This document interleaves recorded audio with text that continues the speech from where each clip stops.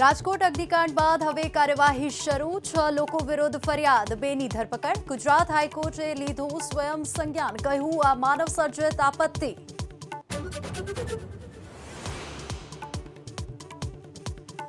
રાજ્યના તમામ મનપા કમિશનરને કાલે 12 વાગ્યા સુધીમાં ગેમ ઝોન અંગે રિપોર્ટ કરવા આદેશ શહેરી વિકાસ વિભાગ રિપોર્ટની સમીક્ષા બાદ હાઈકોર્ટમાં રજૂ કરશે જવાબ ફાયરની નહીં પણ પોલીસ અને પીડબ્લ્યુડીની મંજૂરીથી ચાલતું હતું ગેમ ઝોન તત્કાલીન કલેક્ટર કમિશનર ડીસીપી એસીપી સહિતના અધિકારીઓ જ મજા મારવા ગયા હોવાનો ઘટસ્ફોટ 30 સેકન્ડમાં 28 જિંદગીના ભોગ બાદ અધિકારીઓને યાદ આવી જનતાની સેફટી રાજ્યભરમાં ગેમ ઝોનમાં કર્યું ચેકિંગ નવી સૂચના સુધી તમામ ગેમિંગ ઝોન કરવામાં આવ્યા બંધ